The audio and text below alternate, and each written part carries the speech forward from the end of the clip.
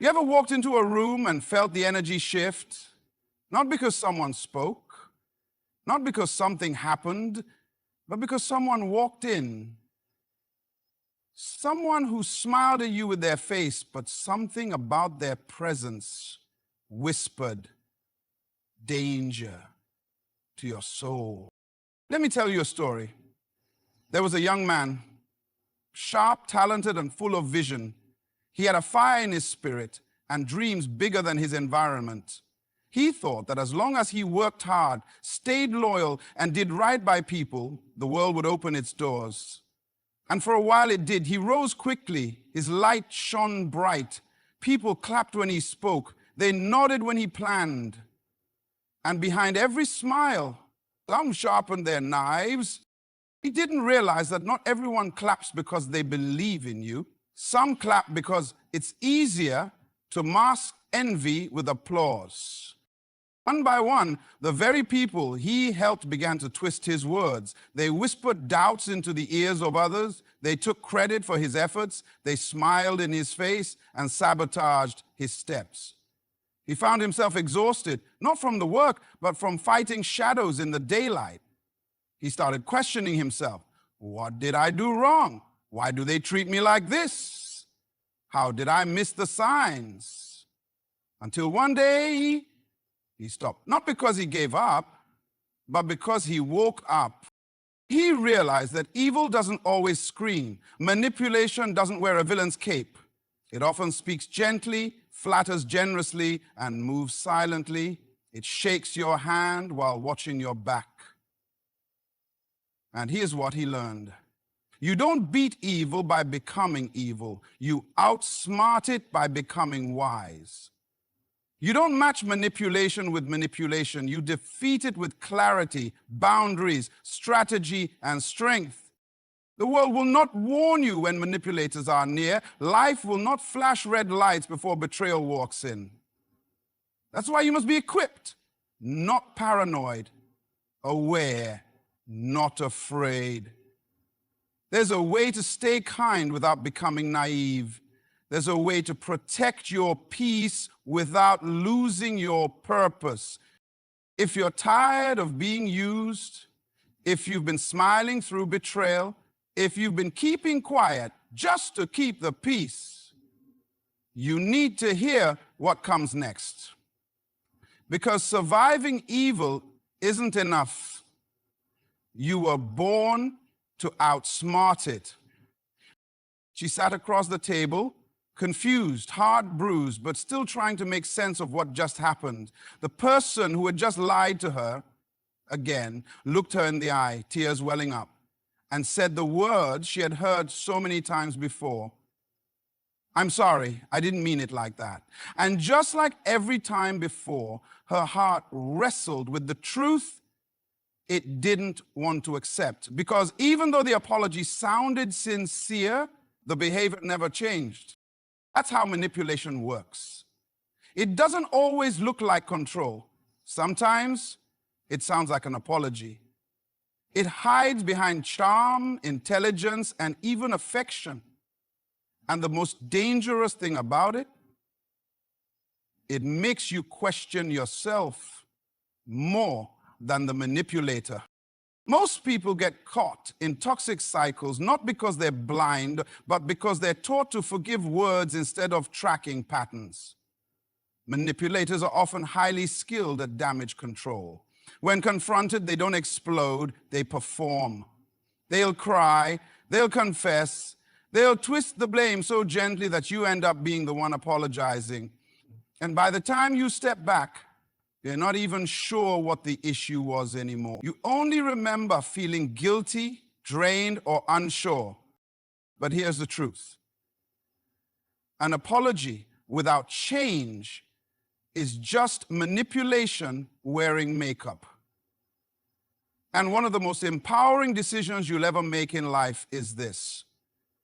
Stop being seduced by language and start being guided by patterns. Think about it. Patterns don't lie. They may forget what they said. They may deny how they acted. but they can't hide the ripple effects of their behavior over time. Pay attention to how you feel after dealing with them. Do you always leave feeling smaller, confused, or guilty? Do they always seem to have a reason why your feelings are too sensitive, your needs are unreasonable, or your concerns are exaggerated? It's not about one bad moment. We all mess up. But manipulators create a trail of confusion behind them. They say one thing and do another. They make promises to gain access, not to build trust. They don't grow from mistakes.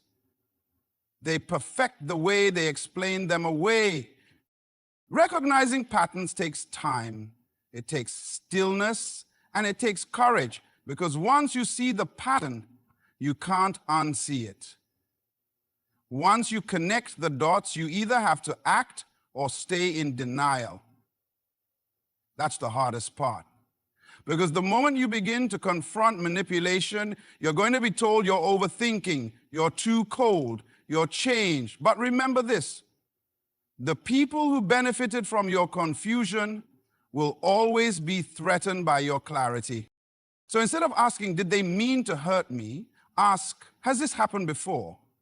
Instead of wondering, was that a real apology? Ask, did their actions change? Stop trying to read their heart and start reading their history. People tell you who they are with what they do, not what they say when they're caught. You can't outsmart evil people by hoping they'll change when you forgive them. You outsmart them by no longer letting their patterns live rent-free in your peace of mind. Emotional intelligence isn't about being nice all the time. It's about knowing when someone is drawing you into a trap they've walked others through before. If you don't learn to recognize patterns, you live in cycles, and life is too short to keep repeating the same lesson, hoping the outcome will be different. Say you teach people how to treat you, but what they don't say is that sometimes the lesson you're giving out is shaped by your silence, your tolerance, your exhaustion, that slow surrender you make when you're tired of explaining why you deserve to be respected. Once you've recognized the pattern, once you've connected the dots, you come to a crossroads. And that's where most people freeze. Because recognizing manipulation is only half the battle. The other half, it's setting boundaries that actually mean something. Let's be honest. Boundaries aren't always loud. Sometimes they're quiet decisions that you make in the dark, far away from drama, far away from explanations. It's you saying, I'm no longer shrinking to keep you comfortable. It's the text you don't reply to, the invite you quietly decline, the space you start to guard, not because you're bitter, but because you finally realize your peace is not up for negotiation. Manipulators thrive in the space where your boundaries are blurred. They love when you're unsure. They need you to feel guilty for saying no. That guilt becomes their playground, and the moment you start enforcing your limits, the pushback begins. They'll call you distant, cold, selfish. But here's the secret they don't want you to know. You don't owe anyone access to your life just because they once had it. Setting boundaries isn't about building walls to keep people out. It's about building doors that only open for those who respect your value. It's not about revenge. It's about protection. It's about drawing a line that says, this is where I end and you begin. Your chaos doesn't get to bleed into my calm anymore.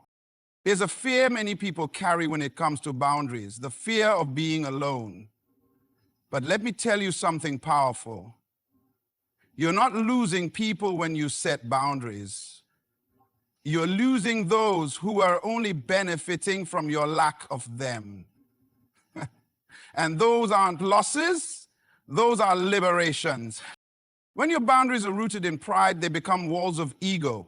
But when they're rooted in peace, they become guardrails of clarity. You're not being mean when you protect your space. You're being wise. Because manipulators will always test the fence. They'll apologize, then subtly poke the edges of your new limits. They'll ask small favors, try to reignite emotional obligations. But this time, your answer must be different. Not angry, not loud, just firm, just clear, just done. And no, you don't have to announce your boundaries with a megaphone. You just have to enforce them consistently. Every time you reinforce a boundary, you teach your nervous system safety. You reclaim energy you once gave to damage control. You free yourself from explaining your worth to people who were never really listening, only using. The truth is, you can be compassionate and still say no. You can be understanding and still walk away. You can be kind and still protect yourself. These aren't contradictions. They are signs of growth. Because maturity isn't measured by how much you endure. It's measured by how well you protect your peace without needing permission to do so. When you build boundaries that serve your peace instead of your pride, something shifts. You don't just survive manipulation, you become immune to it. And suddenly, the games they play don't affect you because the door they used to walk through is no longer open. Here's the trap most people fall into. When someone manipulates you, disrespects you, or wounds you repeatedly, there comes a point where you feel the urge to mirror their behavior. You think, if kindness gets taken for granted, maybe I should be cold. You think, if honesty is used against me, maybe I should start lying too. You start contemplating whether the only way to win is to play the same game. But let me warn you, you don't win by becoming like them. You don't defeat darkness by dimming your own light. There's a deep and dangerous temptation that lives in betrayal. A whisper that says, if you can't beat them, join them. That voice shows up when you're tired of being the bigger person, tired of walking away, tired of choosing peace in a war zone. It tells you that maybe it's time to be ruthless too. But what you have to understand is this. You can't heal from what hurt you by turning into what hurt you. That's not healing, that's infection. And yes, I know, revenge feels logical when you're bleeding. But you have to ask yourself, what are you sacrificing to feel powerful in the short term? When you lower yourself to their level, you might win the moment, but you lose the person you fought so hard to become. You trade your values for validation. You lose peace while trying to gain control. And that control, it's an illusion. See, manipulators want to pull you into their chaos. They want to trigger your reaction so they can label you emotional, unstable, bitter. They want to provoke you until you act out of character. Because the moment you become like them, you validate their narrative. You give them ammunition. And worse, you lose your own identity in the process. So what's the alternative? You stay rooted, you stay wise, you stay you. Not because they deserve it, but because you do. Strength is not always shown by how hard you hit back. It's often shown by what you refuse to become.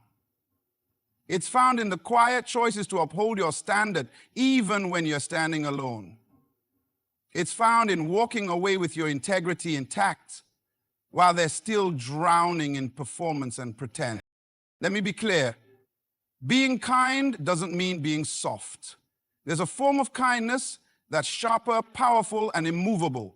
It's not about letting people off the hook. It's about not letting them pull you off your path.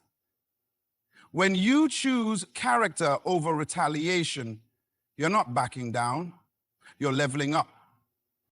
Because the truth is, people are watching. More importantly, you are watching. You're building a track record with yourself. Every time you choose wisdom over war, you strengthen your emotional muscles. Every time you respond with clarity instead of chaos, you gain power. Not the fake kind that manipulates people, but the real kind that sustains you in every room, every conflict, every challenge.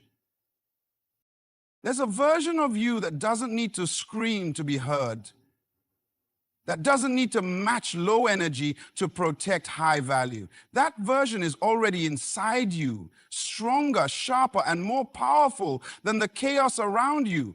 So when the urge comes to fight dirty, pause, breathe. Ask yourself, is this reaction going to cost me the very peace I've been fighting for? Because not every battle is worth your presence.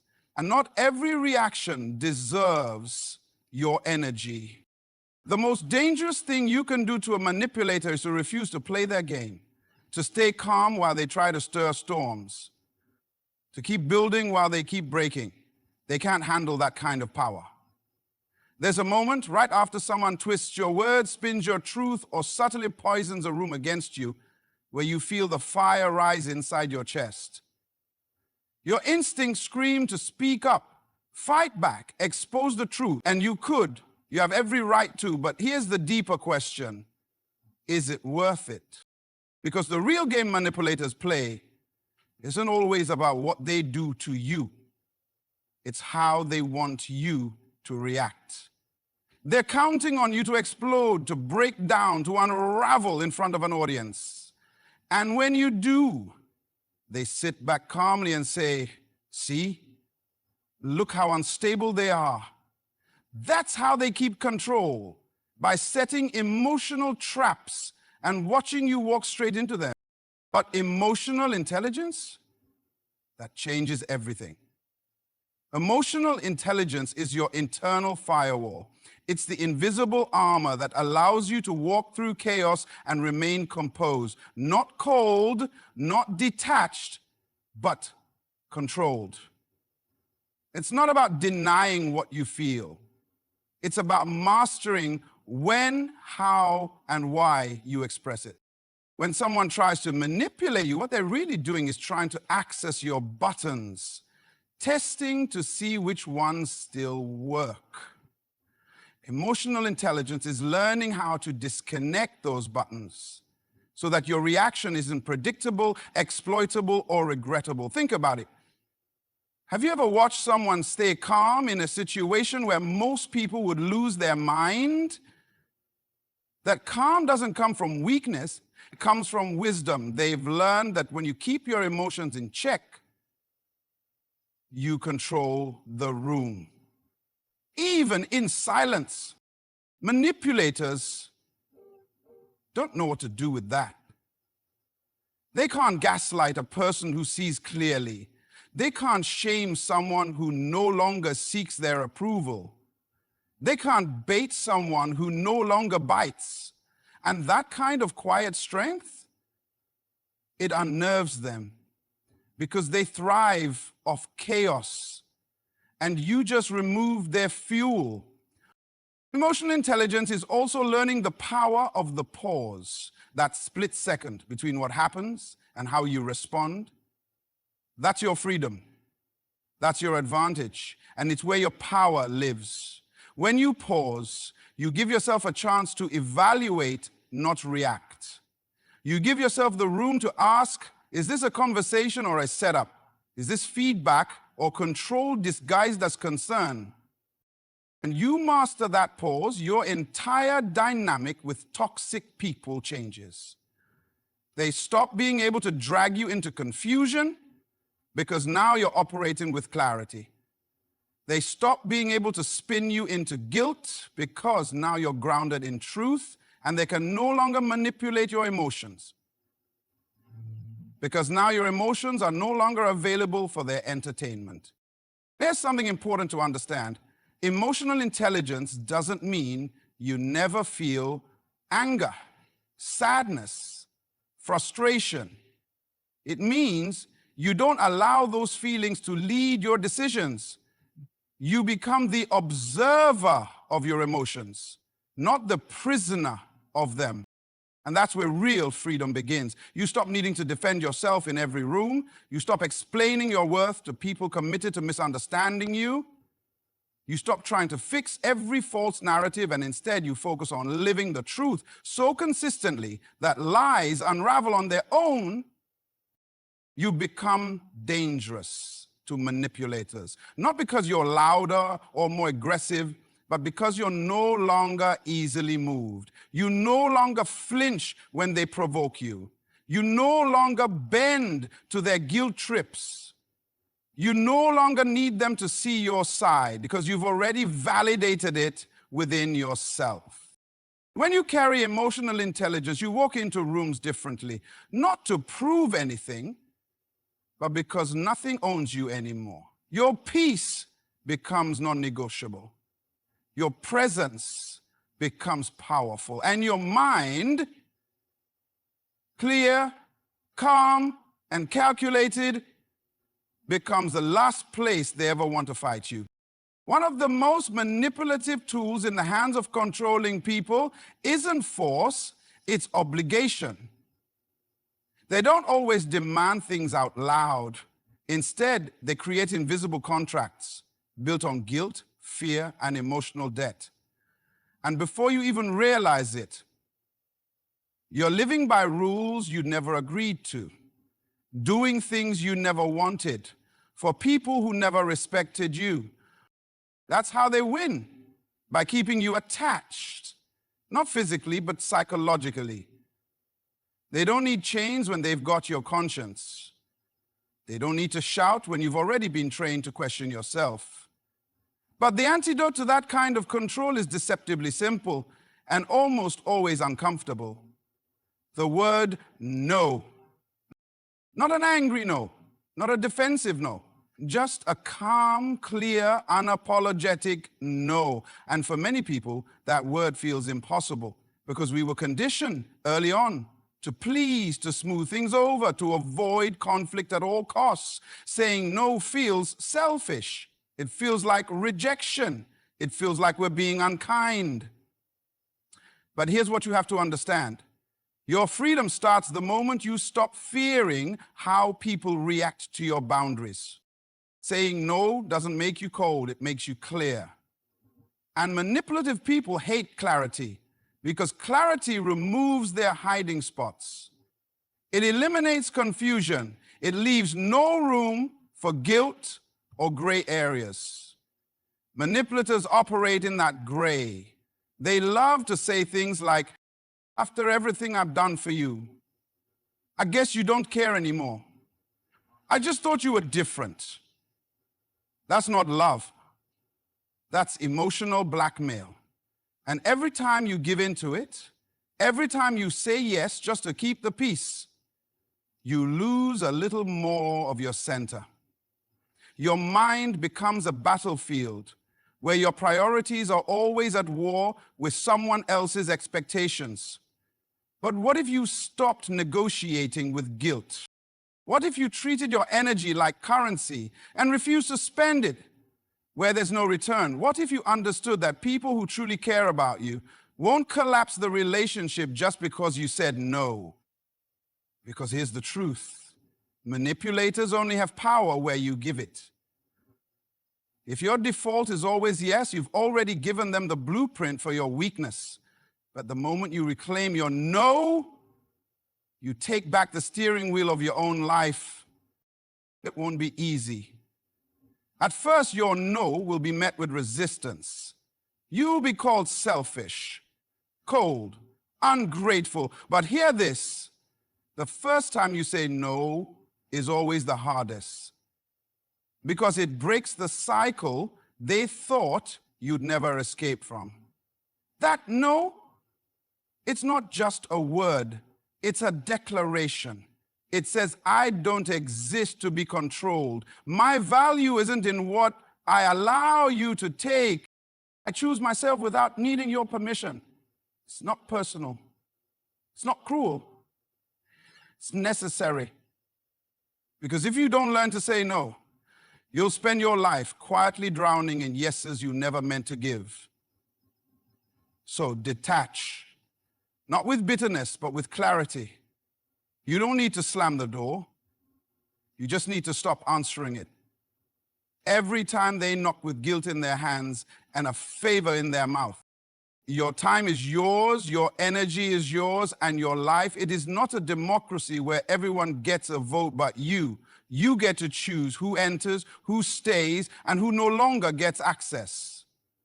And sometimes the most powerful move you'll ever make isn't a dramatic exit, it's a quiet refusal to keep playing a part in someone else's game. So now you know.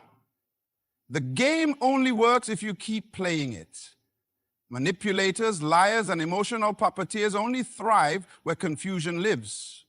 But the moment you step into clarity, the moment you start recognizing patterns, enforcing boundaries, protecting your peace, mastering your emotions, and standing firmly in your no, you become untouchable. Not because life gets easier, but because you get stronger. You've got one life, but it wasn't meant to be lived at the mercy of people who twist your kindness into control. You were not born to be a doormat for deception or a stage for someone else's drama. You were born with power, with voice, with the right to live free from manipulation and fear.